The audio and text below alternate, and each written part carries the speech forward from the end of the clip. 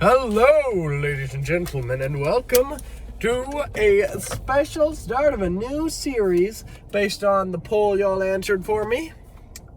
Spookus, Scarus, where I talk about some spooky wooky things.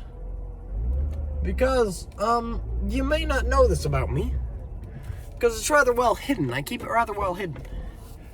But I sort of like horror and being scared.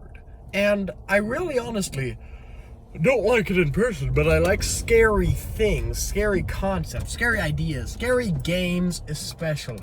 Because scary, spooky games on the internet that are dangerous and kill things, those are just fun to me, and I don't know why.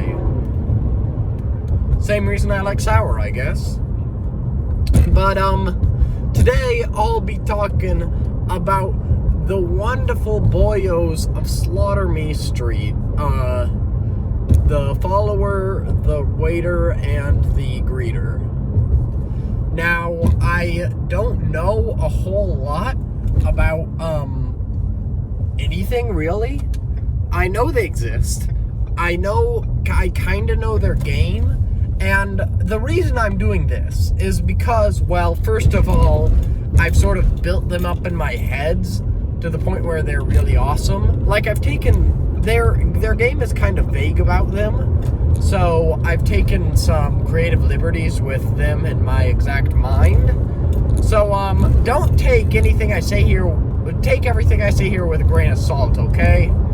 But they were one of the OG now the puppets are evil people. There are a lot of those things now going on. You got Poppy Playtime, you got Hello Puppets, you got, whatchamacallit, My Friendly Neighborhood, which is freaking kick butt. But, you got all sorts of things, really, going down in the town. But 123 Slaughter Me Street was the, well, at least to the best of my knowledge, the first big thing to go on and pull that off.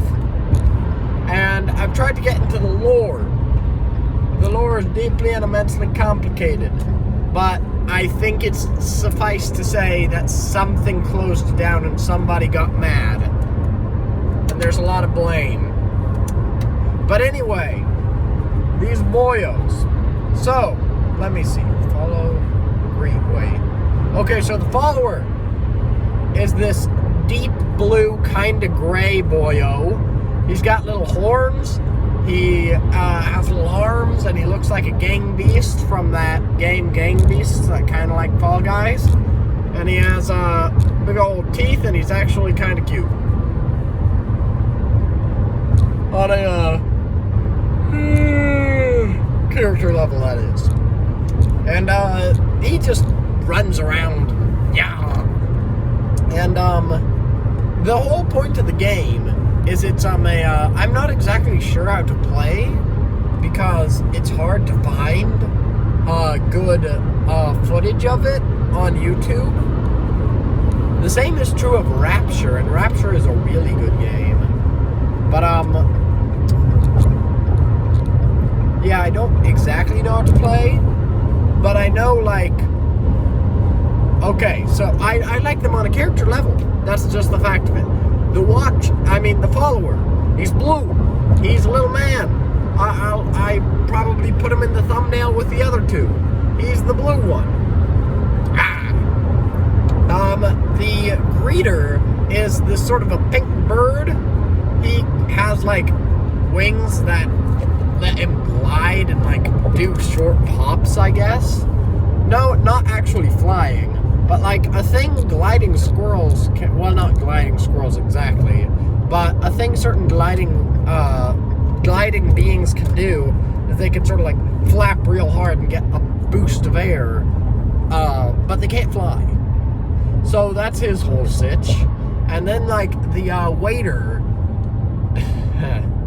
is this yellow weirdo who has, like, no arms and just sort of stays there and looks like a chess pawn, but yellow and with thin needle teeth.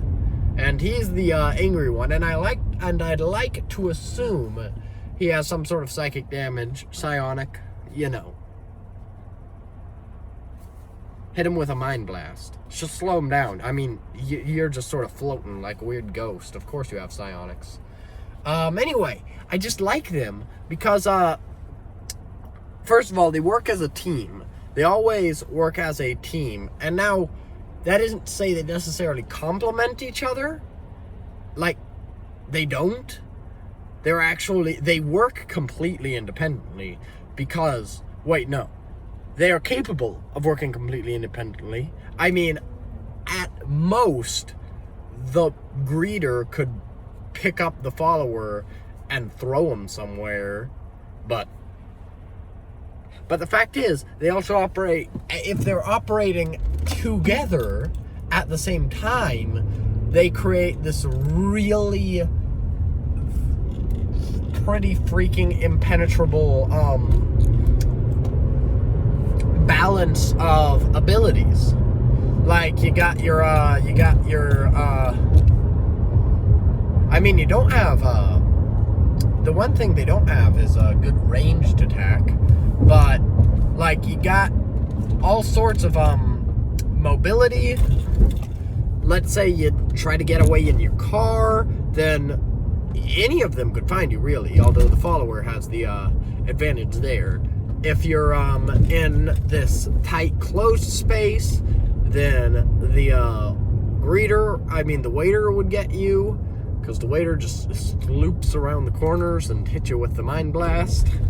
And the follower has got you on, like, the follower, okay, so here's how I understand it. The greeter can get you if you try to flee. The waiter can get you if you try to hide. And the follower, he's just gonna get you. If you try to fight, then the watcher will overpower you, because the watcher is the strong boy of those. Yeah, that makes sense. That makes sense. I literally came up with that on the fly, but it makes a lot of sense, don't you see? Because the three options can be simplified down to running, fighting, or hiding. I mean, you could reason with them technically, but that falls into confrontation, which falls into fighting. And I think the follower would just snap you up.